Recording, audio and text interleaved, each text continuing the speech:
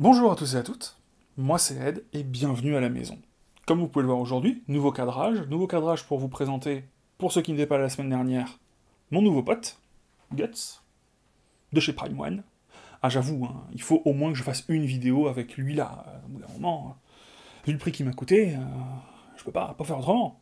Pour ceux que ça intéresse, la dernière vidéo, vous pourrez voir un jeune youtubeur en train de galérer à faire du montage de figurines, de résine. Vous allez voir, c'est rigolo. Aujourd'hui, on parle de lecture. Quatre œuvres différentes, 3 intégrales, une qui ne l'est pas, où c'est juste un tome, mais ça m'intéresse un petit peu de vous mettre ça comme ça, juste pour vous faire un petit peu les dents. Si vous pouviez mettre un petit abonnement maintenant, là, ça serait super sympa. Parce que j'ai vu que sur ma dernière vidéo, il y a presque la moitié des gens qui sont pas abonnés. Moi, ça me fait plaisir, les abonnements. Ça aide la chaîne, ça la rend plus forte. Et quand la chaîne est plus forte, ben, on pourra peut-être faire plus de choses. Au cas où, ne vous inquiétez pas, il n'y a pas de spoil. Quand je fais des lectures, il y a le moins de spoil possible. J'ai envie de dire générique.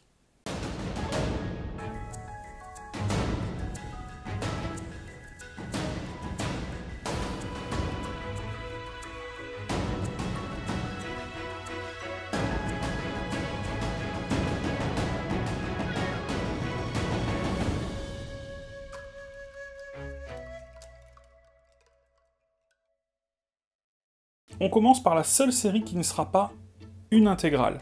Un seul tome, et c'est Alma en tome 3. Qu'est-ce que j'ai pensé de ce Alma Le 1, j'ai trouvé ça très bien. Le 2, j'ai trouvé ça un peu en dessous. Et le 3, je trouve, repart très très bien. Il y a du peps, j'adore les dessins. Vraiment, cet univers post-apocalyptique où on retrouve, alors, sans spoil, où on retrouve un groupe de personnes qui vont devoir presque aller combattre une sorte de Skynet, vive Terminator, avec vraiment ce côté très technologique, ce côté les robots ont pris la place des humains, il y avait vraiment une guerre, hein, comme j'ai déjà dit dans les précédentes reviews, mais vraiment comme dans Terminator. Alma est un très bon manga, extrêmement bien dessiné. On en parle très très vite. Est-ce que je vous le conseille ? Oui, je vous conseille de le lire, mais pas de l'acheter. La question est pourquoi ? Parce que... oui, il va avoir un coffret. Un coffret qui regroupe les 4 tomes, puisque c'est une série qui sera terminée en 4 tomes. Donc, n'allez pas sur ce tome 3. Attendez d'avoir l'intégrale qui va sortir en plus dans moins de 2 mois. Voilà, moi je vais me séparer de mon tome 1, 2, 3, j'ai aimé la série, j'ai envie de découvrir la fin, j'ai envie de la garder, mais j'ai pas envie de pas avoir le coffret. Donc, Alma tome 3, un très bon tome, il y a de l'action, le groupe de héros voyage, donc par rapport au tome 2 où on est vraiment dans une découverte d'un lieu qui est pas si grand que ça, une introduction sur certains PNJ, tout ça c'est un peu mou. Là ça redevient intéressant. Ça bouge, il y a un peu de voyage, il y a des révélations aussi. Alma tome 3, très bon tome. Vivement le tome 4. Et maintenant qu'on a fini le petit apéritif, passons à une intégrale en 2 mangas, Country Girl. Alors le titre intégral c'est Country Girl, Alice in the Country of the Three-Sided Mirror. Je dis bravo à mon anglais moi-même, hein, puisque personne ne me félicitera. Alors, en 2 tomes, et c'est une série évidemment qui est éditée chez Chato Chato. Alors, qu'est-ce que j'en ai pensé ? Si vous êtes des consommateurs de manga, que vous prenez les livres au premier degré, c'est-à-dire que pour vous, le livre doit tout vous expliquer, tout vous dire, ce livre n'est pas fait pour vous. Cette série n'est pas faite pour vous. C'est une bonne série, très bien dessinée, mais qui va nécessiter un petit peu d'attention, qui va attendre de vous que vous preniez le temps et que vous trouviez peut-être ce qui vous touche à l'intérieur de ce manga. Country Girl, ça parle de quoi donc est-ce ? Eh ben je vais vous le dire. On va suivre un groupe de jeunes enfants. Hop, ces 4-là. Donc, m'en voulez pas, moi les noms japonais, ça fait 25. Donc, un groupe de 4 amis, un garçon qui est tout réussi, brillant, intelligent, sportif, et 3 de ses amis, IES, qui ont aussi tout plein de qualités. Certains se voient déjà un petit peu partir pour aller faire leur vie ailleurs que dans cette petite bourgade agréable, mais au final un peu le Japon profond, où tu nais, tu vis, tu meurs, là où quand tout le monde se connaît, où tous les gens, tu les vois tous les jours, c'est un peu redondant pour eux. Donc certains ont envie de cette vie-là, et d'autres non. Puis, on va les suivre un petit peu donc au moment de cette enfance, même peut-être début d'adolescence, mais sans plus. Puis, une dizaine d'années va se passer, ils seront à peu près, je dirais, fin de lycée, peut-être, ouais, fin de lycée. La vie a changé. Certains, enfin, tous ont évolué. Certains ont eu des problèmes de santé. Certains sont partis à Tokyo parce qu'ils ont réussi les examens d'entrée. D'autres non. Qui a réussi? Qui a échoué? Quel impact ça aura eu sur leur vie, sur leur morale, sur leurs ambitions? Au final, c'est un superbe manga, honnêtement, un très très bon manga, mais qui va pas vous tenir par la main. Je trouve ça très intéressant. Ça parle de remise en question, un petit peu d'auto-exclusion. C'est vraiment un très très bon livre qui parle, oui, moi qui me parle en tout cas, qui peut un petit peu me rappeler certaines problématiques que j'ai pu ou qu'on a pu avoir à l'enfance ou pourquoi pas à l'adolescence. Le fait parfois de poursuivre un rêve ou non, c'est vraiment un très très bon manga. Est-ce qu'il est feel good? Plutôt dans l'idée. On va entre autres parler de tradition. Alors de tradition, encore une fois, toujours sans spoil, il sera question d'un Matsuri. Je ne vais pas partir sur ce qui se passe dans le livre, mais au final, un Matsuri, donc un festival japonais, dans les petites villes, qu'est-ce que ça représente? Qu'est-ce que ça représente pour ceux qui sont très jeunes, ceux qui sont plus anciens? C'est encore une fois des sujets très intéressants, très bien traités, japonais, parce qu'on parle aussi un petit peu de tout ce qui peut être ikikomori, donc ce sont les personnes qui restent cloîtrées chez elles tout le temps, qui ne sortent plus, qui ne veulent plus avoir encore une fois je résume, hein, de vie sociale et qui ne veulent plus sortir. On en parle aussi, et je trouve que même si c'est des sujets très japonais, ce n'est pas excluant pour un occidental, et j'ai trouvé tout ça très très bien traité. Très bien dessiné. Je trouve aussi que la fin va un peu vite. On sent qu'il y aurait pu voir un troisième livre, mais oui, j'ai l'impression, à tort à raison, que ça a été un petit peu accéléré, je vais presque dire, allez, rushé, je vais dire le mot, mais c'est plutôt bien fait. Donc je ne regrette pas du tout d'avoir découvert le tome 1 et le tome 2 de Country Girl, ne m'en voulez pas de résumer le titre à ça. Je trouve que c'est un très bon choix de la part des éditions Château Château. Pour ceux qui ont suivi l'achat manga qui précède, vous savez que je me suis offert Sensu, l'intégrale en 5 tomes, édité chez Casterman, de Daisuke Imai. Donc Sensu, hop, en 5 tomes. J'avais beaucoup aimé de l'auteur, un titre qu'il a fait, je crois, après, donc Destin Parallèle, j'avais beaucoup aimé par rapport à sa manière de gérer le scénario. Donc j'en attendais pas mal. Et au final, j'ai pas été déçu. Il y a moins de pirouettes scénaristiques comme il peut y avoir dans l'œuvre que j'ai lue précédemment, mais le scénario de Sensu tient vraiment la route.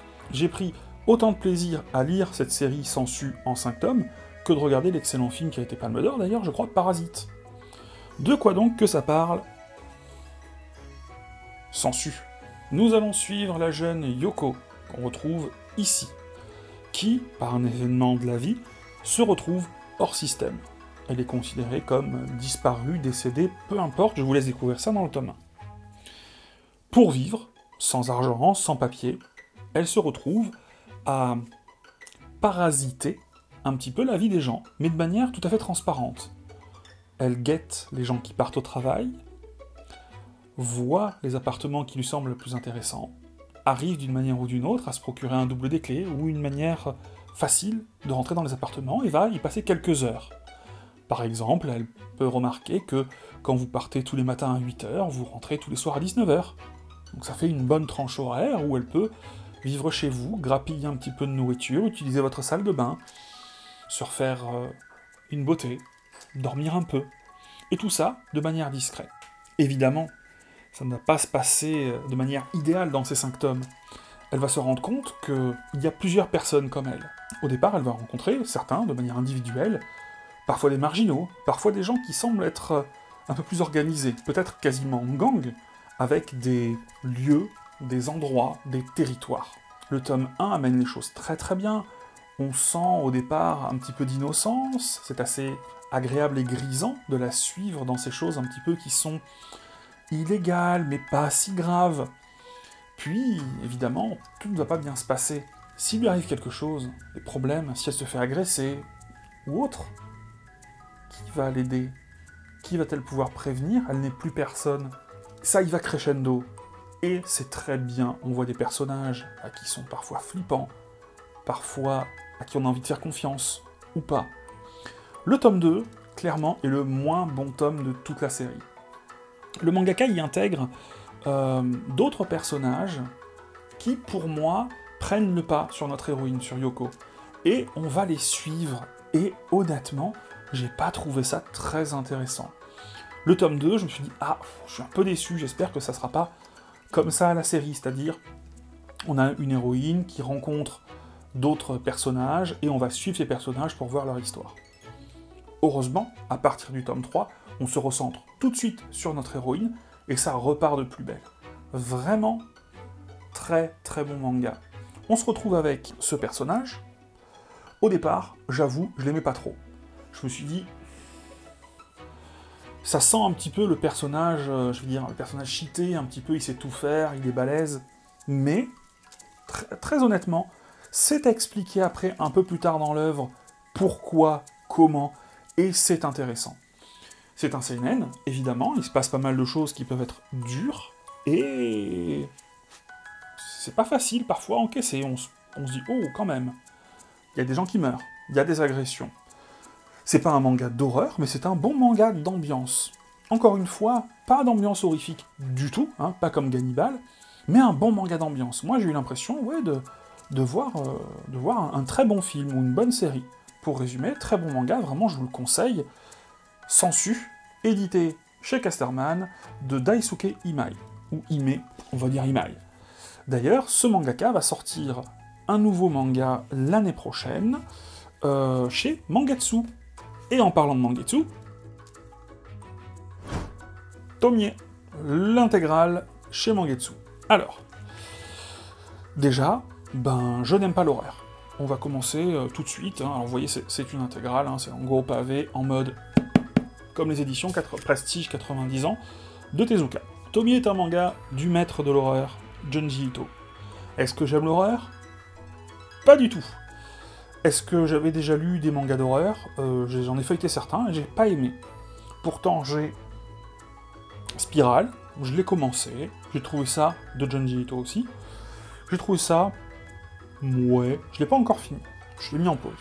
En tout cas, je voulais découvrir, au moins m'initier, hein, que je meure pas comme un couillon, de ce que donnait l'œuvre phare, la masterclass de Junji Ito. Je répète, je n'aime pas l'horreur, c'est un manga d'horreur. J'ai trouvé Tomie très, très bon. Littéralement.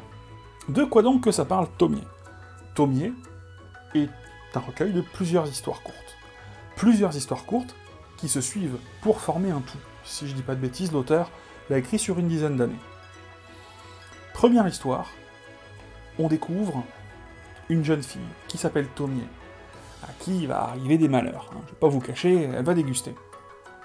C'est une lycéenne, très jolie, qui est consciente de ses charmes et qui les utilise. À qui il arrive des choses qui ne sont pas justes. Et de là, de ce drame, parce que c'est un drame qui va se passer, on se retrouve avec une sorte de Tomie qui va revenir. Alors, elle décède, c'est pas un spoil, ça arrive très très rapidement.